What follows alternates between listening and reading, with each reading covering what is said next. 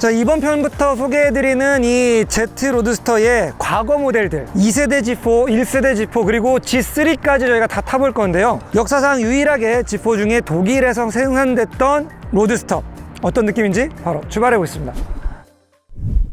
엄밀히는 BMW는 다운사이징은 아니었어요. 배기량은 그대로 3리터를 유지한 채로 출력을 올리기 위한 터보차저가 올라간 그 N54 계열의 엔진이 올라가게 됩니다. 그 유명한 N54 엔진인 거죠. 그 N54 엔진이 올라간 이 초기의 G4들은 약 300마력 정도의 출력을 내고 있었거든요.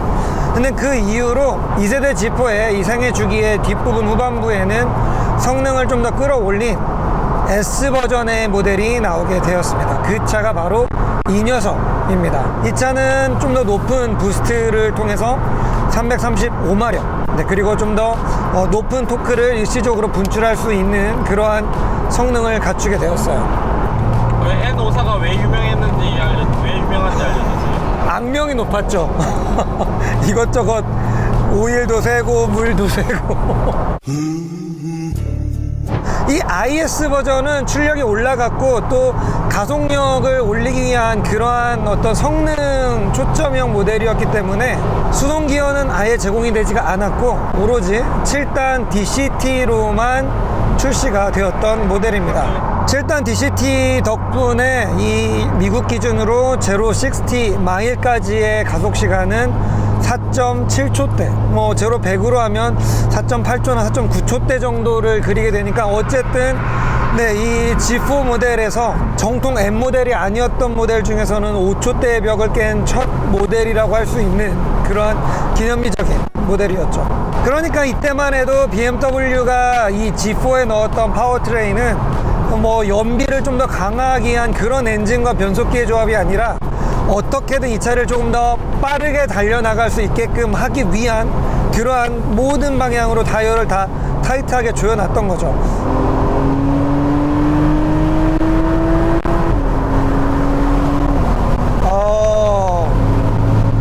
이때만 해도 이 듀얼 클러치가 매끄럽게 변속되는 그런 느낌보다는 변속이 될 때 수동 기어의 변속 느낌들을 훨씬 더 강하게 가지고 있었어요. 그래서 특히 업시프트 할 때마다 등을 한 번씩 다 밀어쳐주는 이런 킥이 있었거든요. 이런 식으로.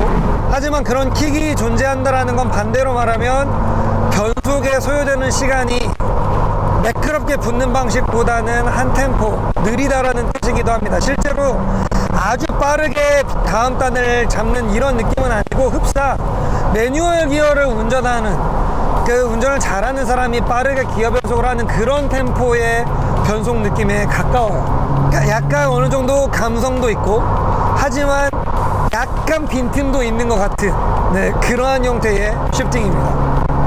이 여러 G3와 G4, 그러니까 BMW의 Z 로드스터 계보 중에서 개인적으로는 가장 덜 매력적이라고 느꼈던 것도 이 모델입니다. 왜 그런 것이었을까 곰곰이 생각을 해보니까 약간 완전한 퓨어 스포츠도 아니고 완전한 데일리도 아니고 뭔가 그 중간쯤에서 멈춰버린 것 같은 그런 느낌이 있습니다.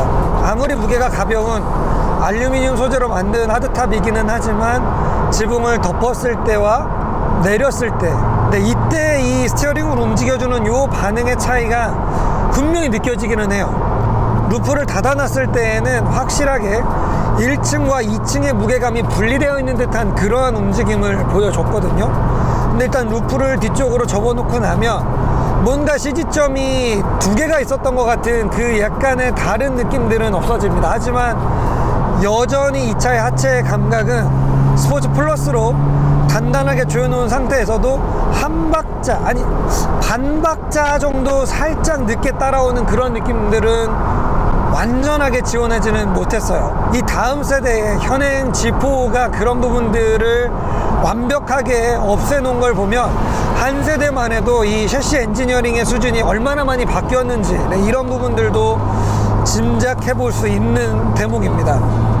자, 그리고 이때가 바로 이 터보차저 엔진으로 바뀌었던 첫 세대 엔진이었잖아요.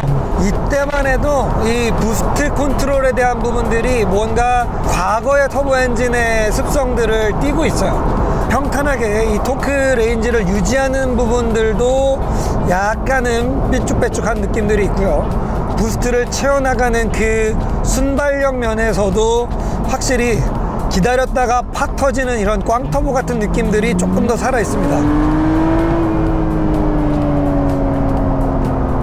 자, 그럼 이 2세대 G4 말고 1세대의 G4 느낌은 어떨까요? 자, 내친 김에 한 세대 전으로 좀 더 시간 워프를 해보겠습니다.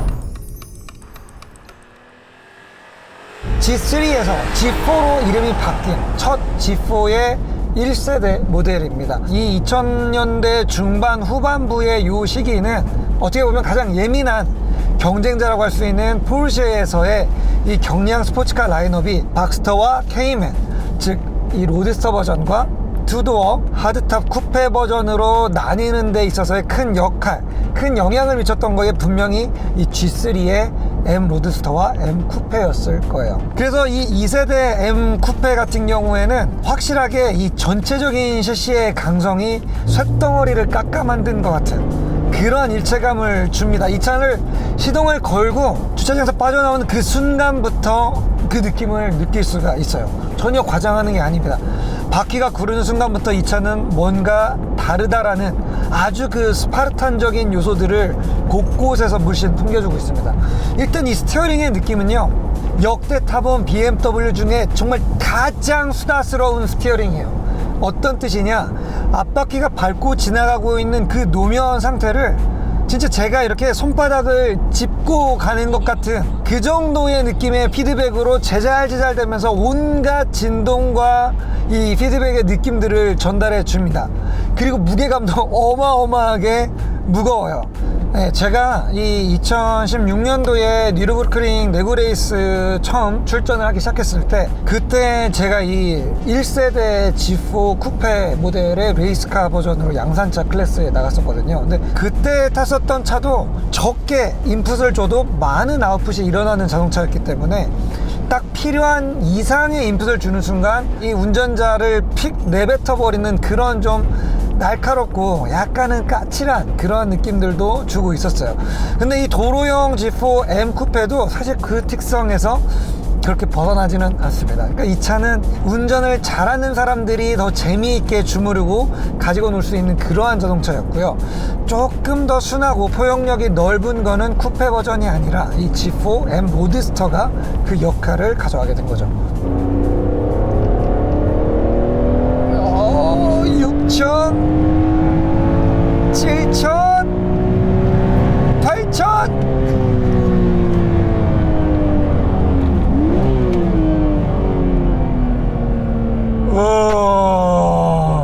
이 S54 엔진이 그냥 이렇게 이 케빈으로 커져 있는 느낌이거든요. 제가 운전석 안에 앉아 있는 게 아니라 이 밸브 커버 안에서 흡기 밸브 바로 옆에 쪼그리고 앉아 있는 그런 느낌이죠.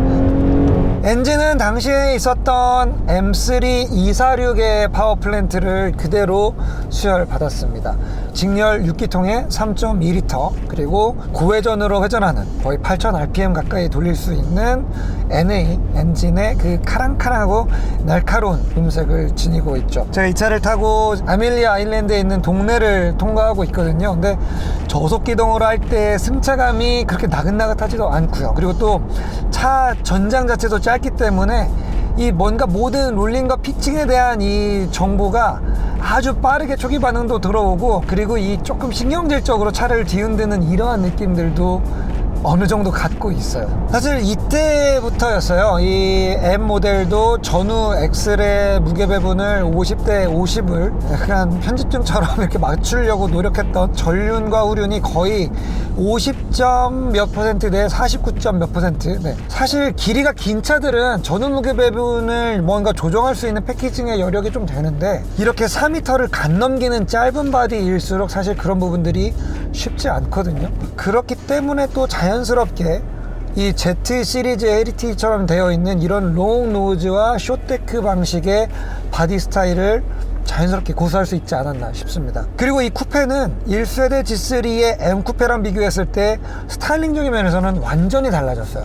1세대 M쿠페는 약간 슈팅 브레이크나 롱테일 외건 형태처럼 루프가 길게 평평하게 오다가 뚝 떨어지는 이러한 방식이었지만, 네, 이 G4 M쿠페는 패스트백 스타일로 되었기 때문에 확실히 지금 이 차를 끌고 여기 동네를 지나다니게 되면, 네, 이 클래식카 경연 이벤트를 보러 오기 위한 주변의 많은 자동차 매니아들이 이 차에 은근히 눈길을 많이 줍니다. 특히 이 차의 뒷부분, 엉덩이 부분에 고개가 이렇게 돌아가는 게 느껴져요. 네, 그래서 가장 매력적인 엉덩이를 가지고 있는 그러한 Z 시리즈의 하나 아닌가 생각이 들어요.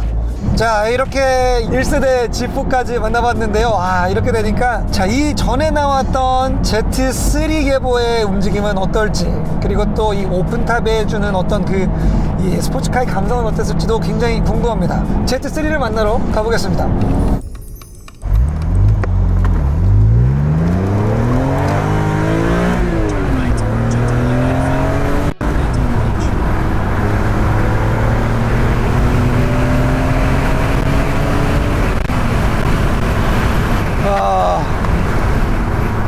여러분들, G3M 로드스터입니다. 일단 출발부터 DSC를 한번 꺼보고 상쾌하게 출발을 해봤는데요. 이 뭔가 적당한 크기의 이 타이어가 주는 이 슬라이드도 잘 되고 그립도 잘 잡는 이러한 형태의 후륜 트랙션이 약간 좀 장난감 같은 그런 느낌입니다. 이 차는 아까 말씀드린 대로 G3M 로드스터의 초기 버전 240마력 정도 됐던 3리터 자연흡기 버전이 아니라 이 북미 버전에서 소개됐던 가장 강력했던 M 로드스터 버전인 315마력의 후기형 버전입니다. 네, 보시다시피 이 차량은 지금 BMW USA에서 보관하고 있는 BMW 클래식에 있는 비밀 차고에서 빼온 차량입니다. 마일리지가 이제 겨우 1000마일 제가 받아가지고 1000마일에 받아서 지금 좀 주행을 했거든요. 그냥 말 그대로 아직 길들이기조차 제대로 되지 않은 신차 컨디션의 그러한 자동차이고요. 이 내장재 같은 경우도 완전히 다 새 겁니다. 모든 버튼들, 오디오 버튼, 그리고 이런 각종 게이지 클러스터, 기어 노브 어디 하나 세월의 흔적을 맞은 곳이 한 군데도 없습니다. 원래 G3라고 하는 이 로드스터 모델은 BMW에서 굉장히 좀 합리적인 가격에, 그리고 또 이 가볍고 크지 않은 엔진을 이용해 가지고 아주 적당한 재미를 즐길 수 있는 만인을 위한 어떤 로드스터의 첫 계보를 만들어 줬던 거였거든요. 그 당시에 뭐 일본에서 나왔던, 그리고 또 영국에서 나왔던 경량 로드스터가 물론 이러한 경쟁들을 촉발하는 데 큰 역할을 하기는 했지만, BMW식의 경량 로드스터를 만드는 방식을 오랜만에 이 Z1 이후로 이 G3라는 모델을 통해서 선보였었던 그 기념비적인 출발을 가지고 있습니다. 사실 이 차는 크기가 진짜 작아요. 우리나라의 경차 사이즈보다 살짝 큰 정도입니다. 전장은 4m에서 요만큼 더 긴, 네, 진짜 아주 작은 크기였고요. 하지만 폭은 넓고, 그리고 또 높이는 굉장히 납작해 앉아있는, 세워놨을 때 눈길을 엄청나게 끄는 그러한 아주 클래식한 디자인의 아주 긴 롱 노즈를 가지고 있는 디자인이었죠.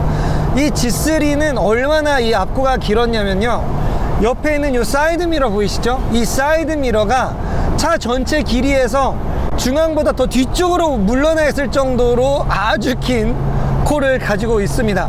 이 이후에 나왔던 G4, 현행 G4들도 그 정도까지의 비율을 가지고 있지는 않거든요. 사이드 미러가 그래도 딱 차의 길이 중앙에서 앞쪽으로 와 있는데, 이 차는 정말 미친 비율을 가지고 있었던 그런 차량이었고요. 그리고 또 너무나도 이 클래식한 BMW 얼굴이 벨트라인 아래쪽으로는 자리 잡고 있으면서 육감적인 이 팬더의 디자인과, 그리고 또 클래식하게 바짝 올라와 있는 이 A필러의 디자인들이 어우러지면서 정말 전에 본 적 없던 새로운 조합의 디자인이 완성됐던 거죠. 그 당시에 오로지 수동 기어로만 나왔거든요.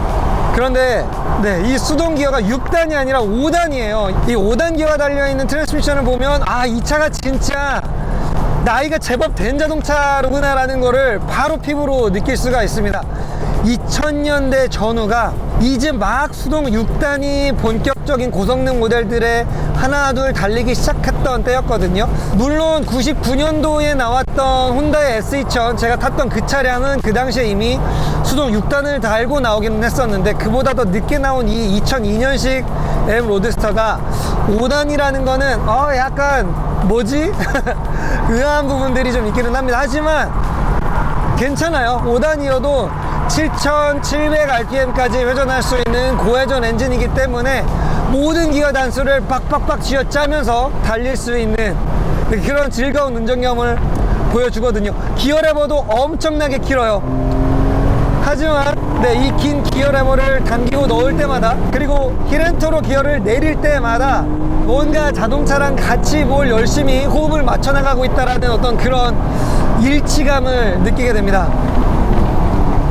자, 이 차는 진짜 크기도 작지만 옆에 있는 이 사이드 미러가 너무 작아요.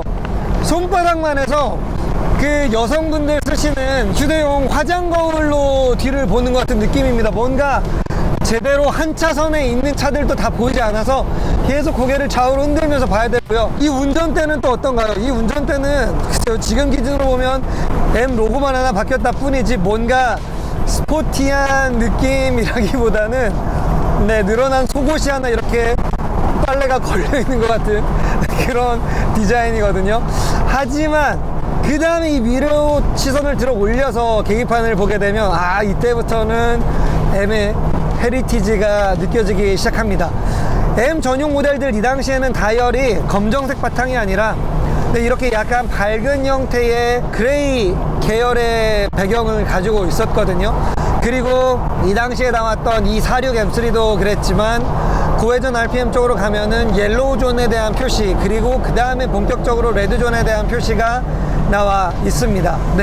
9000까지 타코미터가 그려져 있는 되게 스포티한 느낌과 M 로고가 정확하게 찍혀 있는 오른쪽 RPM 게이지가 마련되어 있는 거죠. 하지만 그 외에는 이 세월의 흐름을 반영하듯 그 어떤 트립 컴퓨터라든지 이런 것들은 달려있지가 않아요. 그리고 다이얼도 굉장히 작아요. 이 차의 크기도 작지만 이 속도계의 지름과 RPM의 지름 같은 것도 지금 보면 제 주먹 하나 정도밖에 안 되는 크기이기 때문에 요즘 차량들에 익숙해져 있다가 이걸 보게 되면 모든 것들이 다 크기가 너무나도 앙증맞습니다. 진짜 놀라운 건 그래도 이 당시에 이런 열선 시트에 대한 옵션을 넣어줬다라는 거, 이게 한편으로는 좀 기특하게 느껴지는 부분인데요. 통풍 시트라든지 이런 것들 전혀 없습니다. 그냥 오로지 이 차는 기계적인 부분으로 이 운전자에게 매력을 발산하는 자동차였어요. 그렇기 때문에 기어 노브 주변에 이런 클래식하게 볼팅이 되어 있는 크롬 마무리라든지 게이지들을 모두 감싸고 있는 이런 크롬 다이얼들, 그리고 또 이 붉은색으로 살짝 가죽을 입혀놓은 이런 특별한 클러스터 디자인 같은 이런 부분들이 어필할 수 있는 유일한 옵션 요소였던 것들인 거죠. 사실 이 당시 2000년 전후에 이런 작은 크기의 로드스터에 315마력이면은 진짜 어마어마한 소름이 돋을 정도의 출력 레벨이었거든요. 와, 저 차를 어떻게 다룰 수 있지? 와, 저거 너무 과부제조기인 거 아니야? 약간 이러한 생각을 많이 했거든요. 그 초창기 M들은 워낙 회수성과 이 요잉 모멘트를 빠르게 받던 셰시들을 가지고 있었기 때문에 스핀하기도 꽤나 쉬운 자동차들이었습니다. 그래서 이 M 로드스터를 저는 지금 사실 처음 타보기는 하는데 운전이 어려울 거라 생각을 했어요. 자세 조장치를 끄는 건 엄청난 용기를 필요하는 일일 거다라고 생각을 했는데 아닙니다. 이 뒤쪽에 그렇게 넓은 타이어도 아닌 고작 245mm에 그것도 PS 올 시즌 타이어가 달려있는 이 상황에서도 엑셀을 끝까지 전개하는 데에 생각보다 부담이 별로 없습니다. 호쾌하게 빡빡 쥐어짜면서 탈 수 있는 그러한 자동차였어요. 언뜻 처음에 타보고 이 셰시의 강성이 역시 좀 덜렁덜렁거리는 느낌이 있다. 이게 약간 아래층하고 이 위쪽에 있는 A필러 위층하고 살짝씩 엇박으로 흔들리는 이러한 느낌들을 가지고 있다라고 저는 분명히 생각을 했는데, 그렇지만 막상 완전한 토크를 후륜으로 걸어주는 그 시점이 지나가는 순간부터는 꽤나 안정적인 트랙션, 현가 쪽이 일을 되게 잘하고 있는 것 같아요. 셰시가 비록 조금 약할지언정 그 나머지 부분들에서 받쳐주는 느낌들이 워낙 괜찮기 때문에 이 315마력을 언제든지 어느 단수에서든지 빡빡 긁어내면서 쓰는 이러한 즐거움들을 고스란히 가지고 있어요. 피리 소리 들려요 지금? 곳곳에서 피리를 막 불죠. 이걸 하지만 그렇다고 해서 저는 소프트탑 대신에 완전한 매끈한 디자인, 변형되지 않는 디자인을 가지고 있는 하드탑을 그럼 더 좋아하느냐? 절대 아닙니다. 이러한 잡소리가 나고 뭐 물이 좀 셀 수도 있고 그리고 바람이 새어 들어오기도 하더라도 윈드스크린이 뒤쪽에 점점점 뿌얘지는 저런 플라스틱 창을 가지고 있다고 하더라도 저는 그래도 소프트탑이 언제나 옳다라고 생각해요.